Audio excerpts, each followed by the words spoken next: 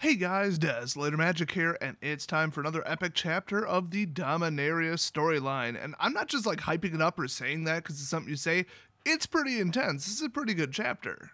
Heck, it's a pretty good storyline. Wait, Des, stop dancing around the topic. We demand to know where you were all weekend. What's that? You didn't notice I was gone? You're dead to me. Also, it seemed like I was gone for longer because I deleted my last video because two people left really stupid comments about something that they thought was in the video but wasn't. Not only do I not commonly refer to myself in the third person, but Chris is legendary mana from Illinois, not me. That's what I meant by collab with Chris. Like, did you think it was like a morning show with Regis and Kathy thing where like I use my own name? No, I don't even use my own name in real life. Anyway, calm the hell down about me being missing for 2 to 3 days depending upon your perspective. See, this all ties together. I was in Illinois all weekend. Oh, and my laptop that I brought doesn't have a copy of Premiere, and I didn't bring my mic, so that sucks because I had like 3 hours at the hotel. And actually, the hotel Wi-Fi was pretty decent. I probably could have uploaded a video. But anyway, I'm back, and it wasn't a vacation. I was working, but it was a YouTube vacation, I guess. But hey, let's make up for my absence with my least viewed series on my channel. Yay, that won't stop the bleeding. Seriously, I think I lost more in like ad revenue losses than I actually made. Like actually working in Illinois. Anyway, this story starts out with Tiana, the angel's initial creation, unspecified date. Oh, and I'm going to speed through this and misread everything because I'm tired as hell and want to go to bed. So it says Tiana's first feelings were excitement and knowing that she had been created for some magnificent purpose, and then it was all downhill from there. That was her actual stated statement in the story, no joke. Oh, we've all been there, sister, all right? That ain't nothing new. You get a job in like customer service or something, that's real. I feel you. So Lyra Dawnbringer, basically head angel and commander of Sarah's forces, steps up and tells her that she's been created for a purpose, to answer the prayers of mortals. So naturally she asks, in battle, am I going to destroy the forces of darkness? And Lyra's just like, no.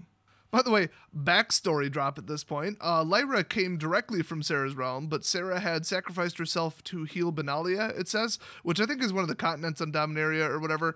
And somehow Sarah's realm, I believe they said, had been collapsed into the Stone of Power that powers the engine of the Weatherlight, if I remember that correctly from the past chapter. But anyway, back to the story. Tiana's like, are you sure? And Lyra's like, yeah, we're fairly sure you're not a battle angel. You will not be participating in the Great Cinnamon War. They reminded her of what they had already said, which was that she would be the guardian of mortals and help answer their prayers, or one specifically. So Tiana's like, oh, well, the guardian, cool. That means it's only a slight variation of battle angel, because guardian implies like fighting and protecting something. It's battle angel adjacent. And then they're like, nah, the mortals totally wanted you to be a janitor. Trust us. And then she's just like, you know who's a janitor back in Sarah's realm? Nobody. Because in the heat of battle, nobody gives a dick about clean floors. So then they're like, LOL, JK, you'll actually be guarding something. It's just a prank, bro.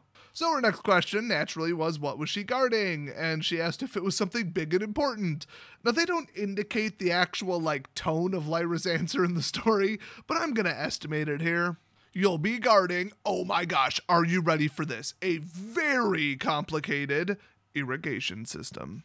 Whoa, mind-blowing, I know. So Tiana's like, maybe they installed the English language libraries incorrectly when they ran Windows updates on me, and I misunderstood the word irrigation because that kind of means something a little bit more boring. But no, Lyra said, she like basically reiterated, it is an intricate system of lifts and engines that carry the water from the reservoir up the side of the plateau to the town built atop it. Not really two ways to interpret that. And if I may interject, here's a simple process that every civilization ever in all of history has used to set up a city without modern technology. Step 1, find a water source. Step 2, build your town around or near the water source. I mean, that's pretty much how it works. I mean, why did these people not just build their town nearer to the water? I mean, okay, like a plateau is like super defensible, but still. Gotta get awfully thirsty up there, so they built a giant irrigation system, I guess. So anyway, Lyra reminded her that the water system was crucial to hundreds of mortals. They all depended on it. They call it the Great Machine. That's with a capital G and a capital M, so you know it's important. And they prayed for a protector for it, and ta-da, Tiana. So Tiana's trying to justify this assignment via, massive mental gymnastics, which, by the way, is what I did for at least my first 3 jobs, so I feel you there. She's like, okay, it's turbo important. They even named it something. It must get attacked all the time. So that actually sounds pretty epic, So it basically is Battle Angel. That it's just not a Battle Angel, you know what I mean? So she tells Lyra, I will guard it with the last breath of my body. The cinnamon must flow. So Lyra finally just breathes a sigh of relief, and under her breath she says, oh, thanks, Sarah, we don't have to dissolve this one in acid and try a 4th time. And Tiana goes, wait, what? I'm not sure I heard you correctly there. And Lyra's just like, nothing.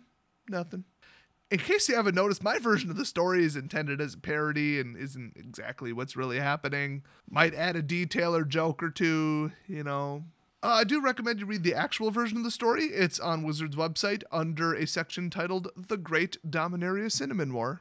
By the way, the next line calls the sky achingly blue. That sounds neat, but what could that possibly mean? I mean, that has to be a made-up phrase.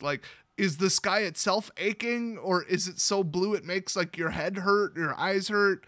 I've never heard that. I mean, of all the adjective phrases they could have picked. Okay, anyway, some other angels took her to another building, their little floating city place where they all live. And it says they left her in a sunny room where they helped her dress in white and gray clothing. Hold up a second. The story's going to a bit of a weird place now. If she's just putting on clothes now, what was she wearing before? Bit of a thinker there. Anyway, they did bring her some weapons and armor, so that must have been a real thrill for her since she just wanted to go just wreck everything. So they do note something interesting in that the people in the town have been praying for a while, but it took longer than normal for Tiana to come into being, as they said. And she was aware of the delay too, which seems contradictory to logic, but okay. But the cleric assured her it was fine and that, it must have happened before too. And, it couldn't have been that out of the ordinary.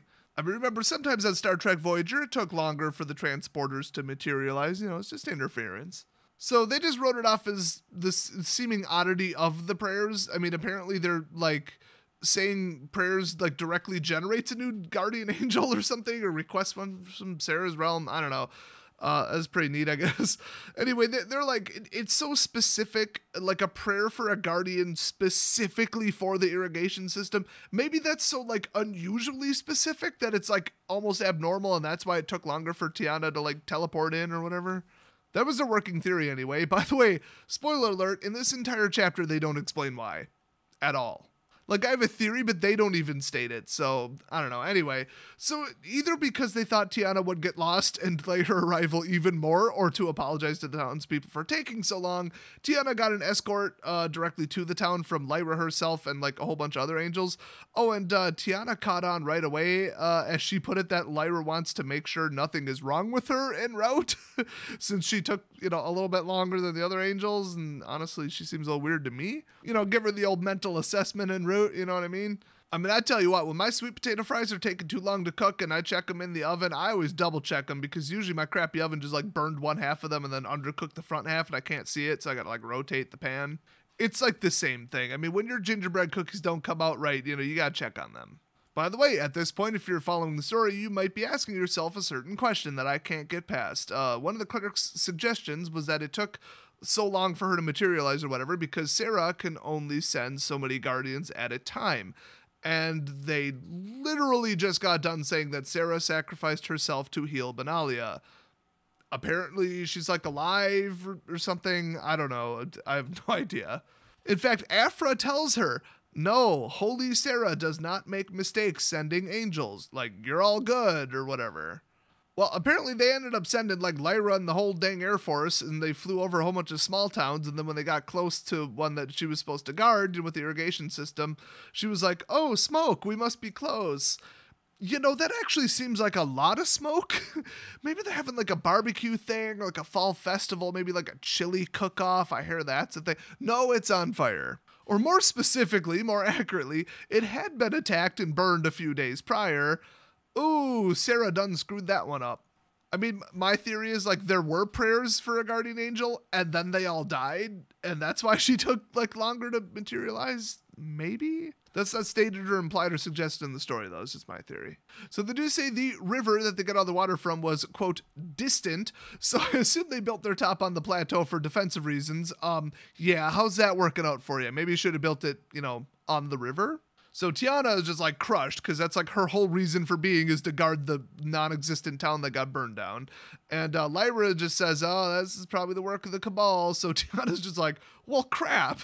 So that's the end of that section. Flash forward to modern day. Tiana is helping them fix the weather light, even though she's still not sure how she knows so much about it. Now, they do seem to throw out a clue, and that's that there was in Angel City a painting of Gerard, the former captain of the Weatherlight. So I guess they knew him. Anyway, they had a whole scaffolding system set up, like a whole tent city for the workers, even some like wooden huts. The hull was almost done regrowing from that metallic seed thing, and work was actually almost done. So Hattie tells Tiana, I didn't expect an angel to know so much about artifact engines. I thought you'd be more... And then Tiana just answers, useless? I'll be honest with you, I thought that too. She's a total head case. Oh, and by the way, if you were waiting for the big reveal from the multi-chapter, mystery of Tiana's connection to the Weatherlight that was hinted at, I've got some bad news for you. Out of nowhere, it simply says, oh, Tiana was aware that her knowledge of how the ship works was coming to her as needed from Sarah, who, if you recall, they said was dead. Never gonna get over that. Makes no sense. But somehow it is, so, whatever. So, they say something like the knowledge of the Weatherlight's engine was coming to her on an as-needed basis ever since the Power Stone, aka Sarah's collapsed realm, I believe they said, was returned to the powered-up status. Of course, that's not chronologically true, if you read Chapter 3. She knew how the engines worked right before she somehow knew how to turn the Power Stone back on, because she said something about blah, blah, blah, intake 2, blah, blah, blah, blah, and that was right before the stone was powered up. So them saying, oh, it was right after the stone was powered up, well, that's provably false. Anyway, that does kind of violate, like, causality, but who cares? Story. Also, Sarah's dead, so there's that. So it says Tiana's new official job, in case you missed it the first time, was to guard the Power Stone and by extension the Weatherlight, because that's where it was going.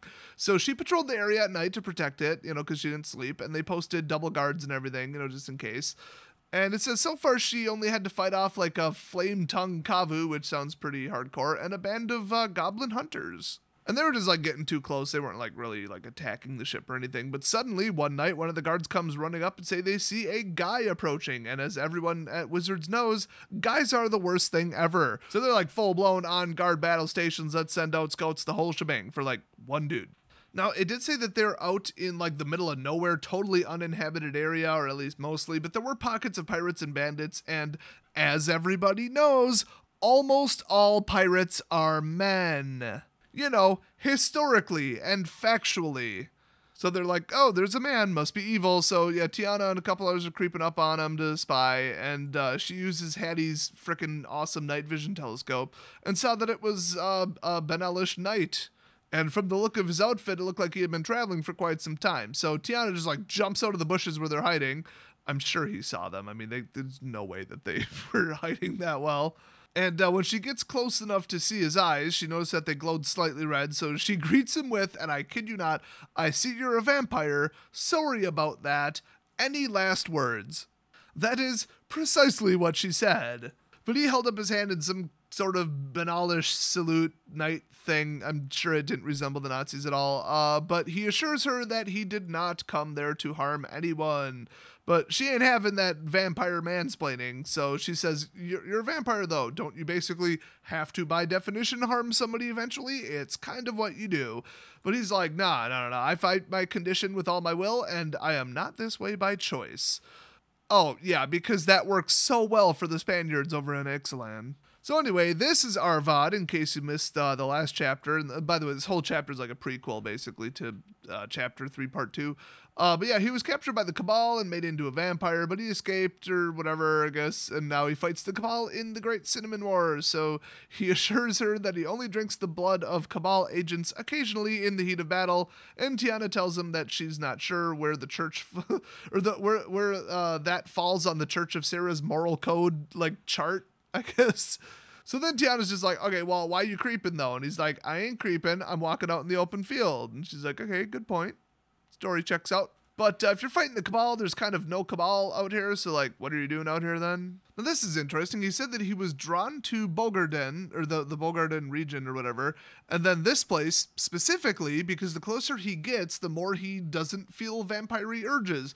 So he's like, is it you? I mean, I've been near angels before, but I've never felt this particular effect of feeling less vampire-y. But Tiana's like, don't look at me, bro. She had a theory, though, so she asked him when he started to be drawn to the area.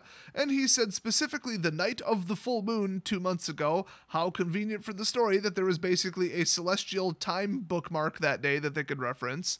Seriously, our full moon's not like the most convenient thing ever in storytelling. Anyway, so Tiana's theory was correct, as that was the specific date when they brought the weather light up out of the water and turned the power stone on.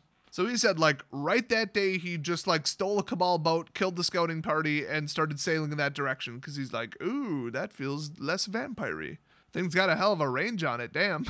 So he asked if they had some kind of like vampirism cure like in the area or whatever. And she's like, I'll be straight with you. Super gray area still on the whole blood drinking, but attacking the Cabal thing kind of offsets. But curing vampirism, that's pretty black and white on that one.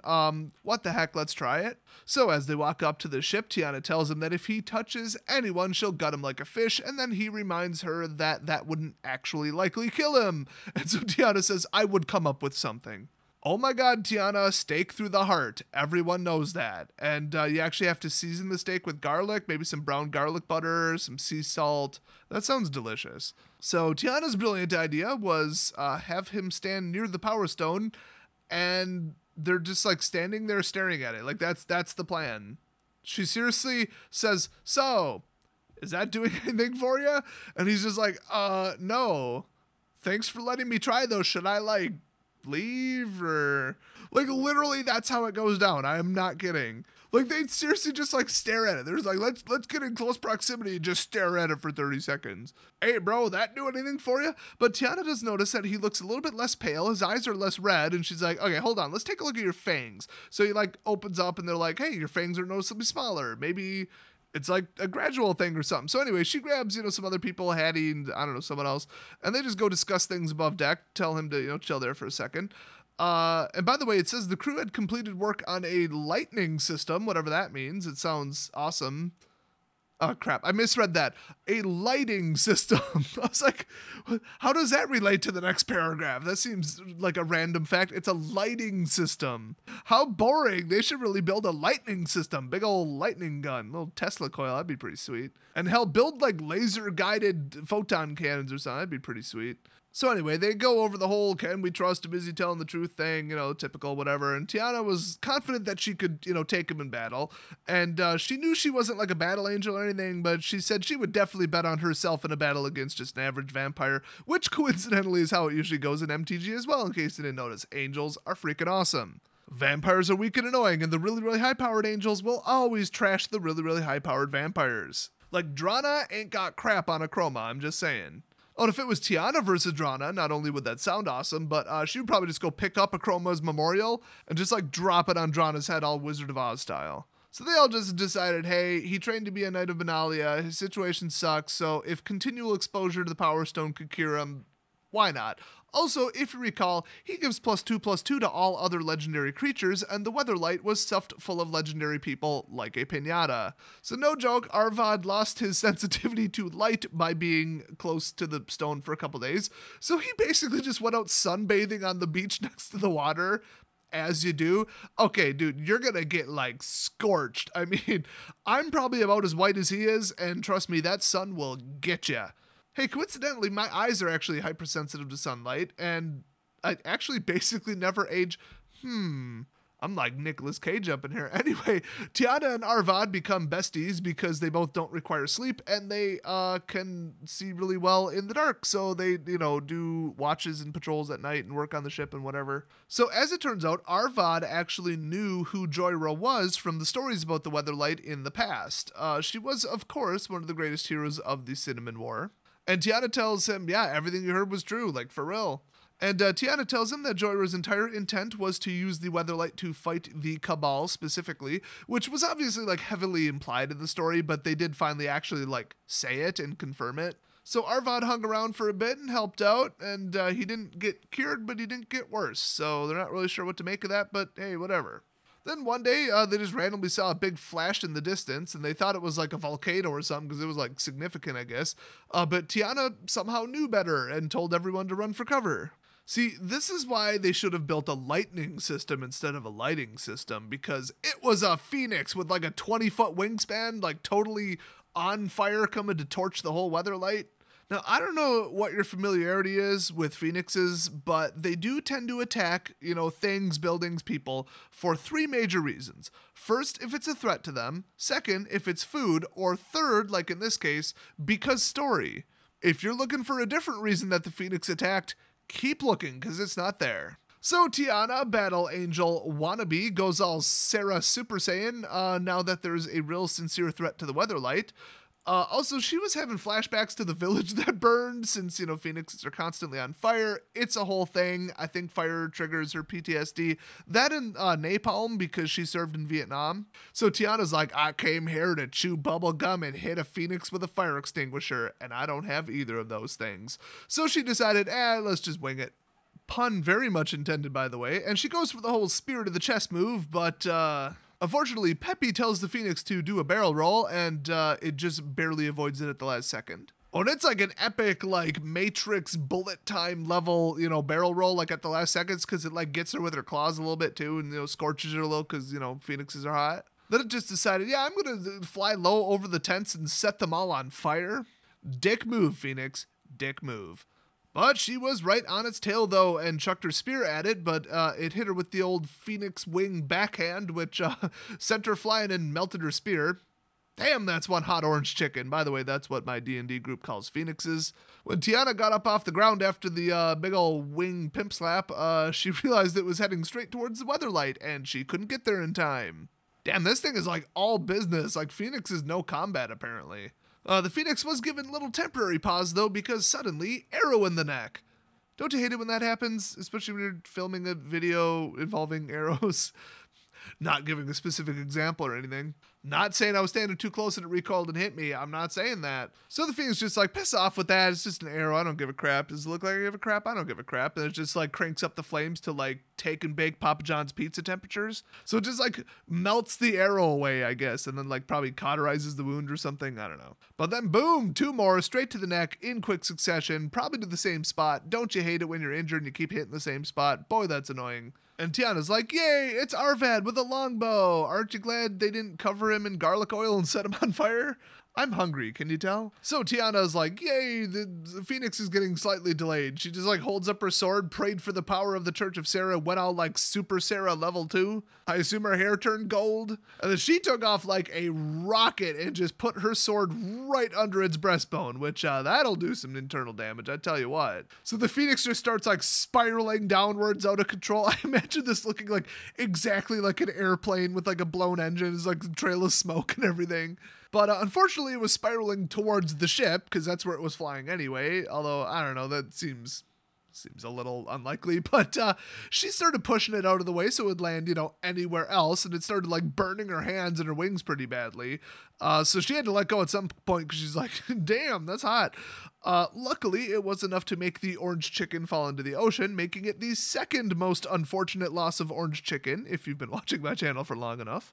That poor defenseless order of orange chicken. Why did it have to happen? I feel like we need a moment of silence, but this video is too damn long anyway, so on your own time then. So as soon as she lands, she notices that her clothes are on fire, and probably her hair as well. So Fareem, which I think is like Hadim's nephew or something, I don't know, hits her with a bucket of water straight to the face, which is awesome. And then Arvad throws a wet blanket over her. He just had that ready, apparently. That's mighty convenient, but yeah, she's like, okay, the burns are just superficial, angels heal really quickly, not a big deal. So she tells him, man's not hot, men can never be hot. Boom, you're done now, fire in the booth. I'm fine. So Tiana noticed that Arvad had gotten a little burned because he was saving people from the flaming tents. And then he basically saved the Weatherlight by delaying the Phoenix on its approach with the longbow to the neck. So, not bad. And so she's like, okay, he acted like a real, actual, banalish, trained knight would. And, that's pretty impressive. So, he can stay around. I told you the one thing that draws in Phoenix attacks more than anything else is a need for story progression and character development. So Tiana was pretty thrilled too because she wasn't sure if, guarding the Power Stone and thus the ship was simply like a side task because, they didn't know what to do with her after the town burned down and its amazing irrigation system with it. But her answer or confidence or whatever came when Sarah granted her enough power to one-shot the Phoenix, as they put it. So that was all the answer she needed. She was proud, to be the guardian angel of the Weatherlight now. She's like, okay, real job. Like, it's Sarah approved. That's cool. And remember, and I cannot stress this enough, the story said Sarah is dead, so really doesn't make sense. And I do believe that her realm collapsed into the Power Stone. Not sure about the circumstances. I just remember them saying it. Maybe I'm just misinterpreting the line, so let me just read it. She, Tiana, by the way, had been born knowing that Lyra was one of the angels who had come to Dominaria from Sarah's realm. That Lyra was as close as any angel would ever come to the blessed Sarah, lost when she had sacrificed herself to heal Benalia. I mean, there's maybe some pronoun reference confusion there, but it sounds like they're referring to Sarah, especially since Lyra is still there. Am I misinterpreting the phrase sacrificed herself? So anyway, Tiana decided that when Jorah shows back up, she'll request to be part of the crew. And like I said, this whole chapter is like a prequel to Chapter 3, Part 2, in case you didn't catch that. So I don't know about you, but with this being Chapter 4 out of 12, I'm pretty amped. And politics aside, Martha Wells could write a decent story. So I cannot wait for the rest of this story. My guess is that Nicol Bolas hired the demon dude to like run the Cabal for some weird purpose of his plan, I guess. And then he might show up at like the end of the storyline, and then they like follow him back to Ravnica to stop the final step, and then Jace and Gorgon Lady Vraska, that's who it is. Give her memory back and all that, and then everybody on Ravnica gets a sex change operation because Wizards of the Coast. Will I be right? We'll find out, but thanks for watching, and I'll see you next video. Seriously, I hacked your webcam. I will see you next video. I'm seeing you right now.